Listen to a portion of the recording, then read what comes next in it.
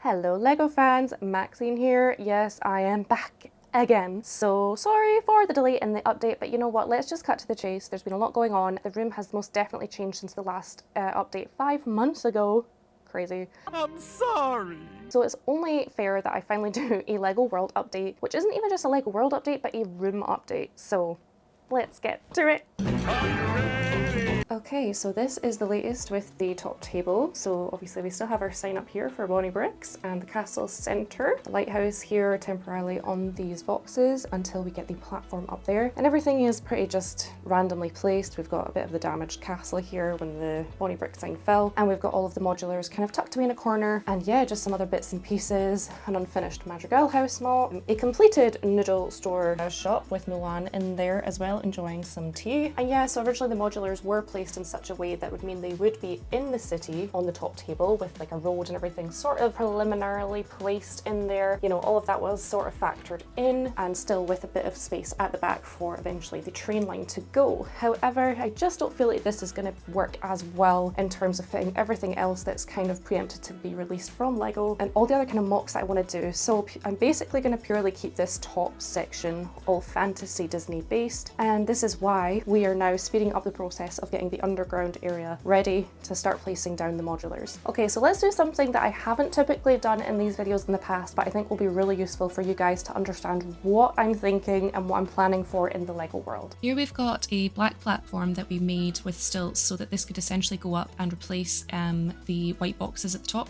And here I've got another one for under the desk to pull out and add a little bit more area for putting modulars and things like this. Basically, once we have these platforms up, this is how it's all gonna look. So we're gonna have the long sort of shorter platform along here to replace these white boxes. So we'll have somewhere more stable for the lighthouse to go on, and I'll do a built down cliff edge down here. And the idea being that I'm still going to mock the lighthouse into more of a style typical of the Lilo and Stitch lighthouse in the movie. So I'm going to be taking away the water sort of parts that come with the set at the bottom, and it's just going to be a lighthouse on a cliff straight down. And I'm hoping to also try incorporate some kind of underlift sort of thing going on as well. So there'll be little Easter eggs in there to other nods to maybe other Disney films, or just some pirate shenanigans going on in there. Unity. In terms of what might be on the rest of this platform just behind the lighthouse, I'm not too sure yet, but that again is not a bad thing because it just means that there's more open real estate, if you like, for me to work with and potentially add some more sets to in the future. Then we also have another really massive platform, which is currently what the camera is balanced on right now. And that is going to go along the back wall. So essentially what's going to happen is it will meet the platform going along here and go to roughly where the corner garage is right now. Whoa, let me move out of the way. So about here. So yeah, it's going like along the wall at a kind of random distance, but there again is a reason for that. So part of the reason was because I didn't want it to be a very uniform sort of landscape that was going on. To have that platform meeting the wall and another one meeting the next wall, it just kept everything very uniform, and it just didn't provide a lot of different elevations and then a lot of creativity that could go with that. And also, I am preempting another certain Disney castle coming out this year. Hopefully it does happen because I've kind of planned this Lego world with that in mind. So again, the reason for the platform ending where it's going to be is because that said castle, being all dark and baroque sort of themed that it will be snug into this corner with a forest, a kind of dark forest coming away from it that will meet the bottom, just this side of the Cinderella castle. So how is the Cinderella castle going to work in that it has a bit of a moat going on in the bottom? Well, it is still going to go on the platform, but I'm going to create that into a waterfall feature, which I think will look really nice, really colourful, and just a bit different as well. So obviously I will have to kind of come up with some way of doing some sort of drawbridge thing so that characters can access the castle up said moat waterfall, but again, I will come up with a solution to that, but I don't think it's anything that's going to be a showstopper to not do that idea. And it also means the Disney castle will be right centre between the Bonnie Brick sign, which I think is a really nice centrepiece, if I say so myself. And then in terms of the rest of the Lego world over on this side, this is going to mainly be a sort of foresty, jungly sort of area here, with the medieval and sort of castle sets being more on this side, because I'm again sort of planning ahead for when I want to do my Tarzan mock with the treehouse, which I've already started to get the gorillas and crocodiles from finally from the Pick a Brick online order. However, this idiot didn't realise that the crocodiles don't come with their tails attached, so I have a lot of tailless crocodiles. They ask you how you are, you just have to say that you're fine when you're not really fine. Fantastic. So there'll be another order at some point. Now there is an area that I was really struggling on what to do with because of the sets that I had left over. And funnily enough, I ended up finding that the random sort of sets that I had, they didn't really fit in with the Disney medieval castle fantasy world. They didn't really fit in with the stereotypical modulars that we get for Lego City sort of building. I really didn't know what to do with them, but funnily enough, I came up with a really, what I think is quite a funny idea that means that they can both actually work together and provide that kind of, shall we say, introduction to the Lego world. So let me show you what I'm talking about. So the first set that I am talking about is basically to do with my Animal Crossing set. So I am a huge Animal Crossing fan. I played the OG game on Nintendo DS when it first came out, and I have the newer game on the Nintendo Switch as well. And I absolutely love these sets. I don't have them all. I'm still waiting to pick up some when they are reduced, because they will inevitably be reduced. So yeah, I really still wanted to use these sets, but I got to a point where I thought, oh my gosh, like these don't fit in my world. Like maybe I need to stop buying these sets because I just can't work out how to get them into my world. But I managed to find a way, so don't worry, Dodo, you are still welcome here. But so essentially what I've done is Dodo Airlines is going to be the very introduction section of my Lego world.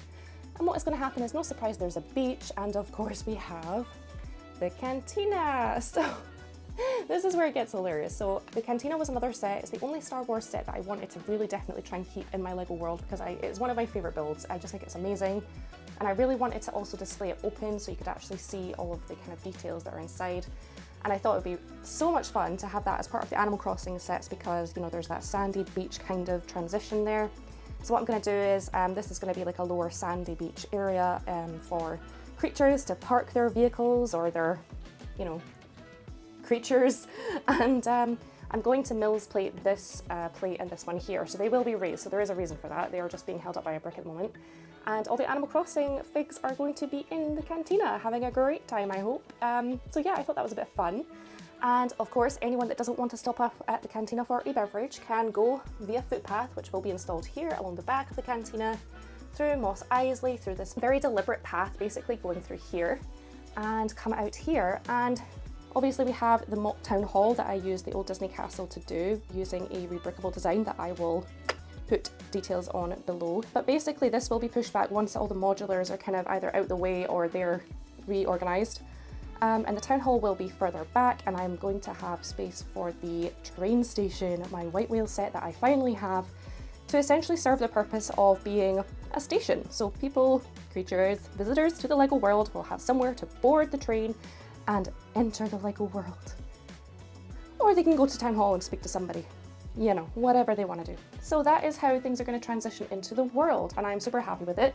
I don't know how the train is going to exactly go around the Lego world. That is a detail I still need to work out, but I'm really liking the direction of this so far. In terms of the very front of the Lego world, so you can probably guess this is looking like the start of a beach area, because basically what I'm going to do is I'm going to leave an opening here for where the sea meets what is going to be a river that will cut through into some of the Lego world, because I want there to be some sort of like bit of a river or stream that will cut in front of the Snow White's cottage, because that is what there is in the film, and also will meet at the bottom of the waterfall for the castle as well. Because I do have a lot of little boats. We've got Moana's boat, we've got the little canoe from the Friends sort of Disney set, we've got Rhea's boat as well. So there's a lot of like little kind of vessels, if you like, that would add that extra bit of detail. And also I feel like a string of blue going through all the green would really break it up a little bit and just, yeah, add that little bit extra fun colour pop that I'm looking for in my world. In terms of what is specifically going to go under the table, I'm kind of unsure, so I'm going to be moving quite a few of the modulars down there. There is a reason that like I put the higher platform to provide that kind of landscaping feeling of there being an upper tier area and then some lower space as well, so it wasn't all just one level, just to really maximise the use of the under table space. Aaron keeps kind of suggesting about, you know, putting the Marvel sets back under there, because at the moment they're just kind of sitting under my shelves, because again I just don't really feel like they fit with things anymore. But yes, they could just be shoved into kind of a Lego City, but I want everything to serve a bit more of a purpose and just look more cohesive, I guess. Like, even though they are city modulars, if you like, they're not traditional. So yeah, I'm a bit stuck on that one. So at the moment I'm going to be moving things under here, but it's probably going to change a lot. So feel free to leave any suggestions in the comments below, because I'm gonna need them. And so yeah, this is kind of what I'm talking about. So I have the bugle down here on the floor, I've got the Sanctum Sanctorum, and we also have the X-Men mansion. So they're just kind of sitting here on the floor, which doesn't bother me too much. Like, I'm not tripping over them, they're not getting knocked or anything like that. And actually the bugle kind of fits kind of nicely right in this gap here near the door. And it's kind of like a massive display set in itself, so it doesn't look that obscure where it is, so I'm kind of happy for them just to live there for now. But yeah, it does kind of bother me that maybe I've spent all this money and I can't work out how to fit them into kind of my Lego city, if that makes sense. So yeah, that might be something I'll readdress later. But in terms of my shelves, I think I'm finally at a point where I'm happy with how they are displayed. And actually it's more to do with something that I've now picked to do that I said at the beginning I wasn't going to do, which was make my shelves look quite busy. Because I always thought the ones that I'd kind of seen from other content creators maybe looked a bit cluttered, or they didn't make a lot of sense for some do, don't quote me on that. But I really am happy with this shelf, for example. So I've got loads of my Disney merch mixed in with Disney Lego sets, and I think it like works really well. Partially because what I'm finding is I'm looking at these shelves when I come into my room and they just make me feel so happy because of all the color, all of the different references to different like Disney films and things like that. It just fills me with so much joy. I can't really kind of describe it any other way. Next I have the kind of middle shelf, which again is full of lots and lots of color. It's not definitely set in stone, but it's a lot of the kind of bigger display sort of Disney sets. So you've got the brick built Simba, the little Simba on top, which I think is super cute. And Lego also liked this. They totally commented on Instagram, so I was so cheesed with that. The Winnie the Pooh set is displayed with my Winnie the Pooh books, which I think looks really cute. And of course I've got WALL-E here as well. So I am preempting a space for Hey, of course, but I will have to move some things around for that. And these little sets just kind of live here for now. I don't really know where they're gonna live yet. Okay, so next I have my top Disney shelf, which is basically the kind of display sets that we got, which we're having a little bit of a Lego Disney identity crisis is what I keep calling it, where some of them were mini dolls, some of them were minifigs, some of them were no figs, and the scales were just kind of all over the place. But nonetheless, I really like the idea of Lego doing sort of like Lego dioramas or Lego sort of mini builds, like literally buildings. So I obviously collect these, so these are going to be on the top shelf, and some of them I'm going to definitely buy some more like things like Wicked Brick cases, especially for the Peter Pan one if I ever get around to it and before they stop selling it, because I think that will look really nice, and that is probably one of my more favourite ones of the lot. And then we just kind of have some strays up here because I don't really know what I'm going to do with them, so yeah. Harry Potter brick kids, I don't know where you're going to live, I'm sorry.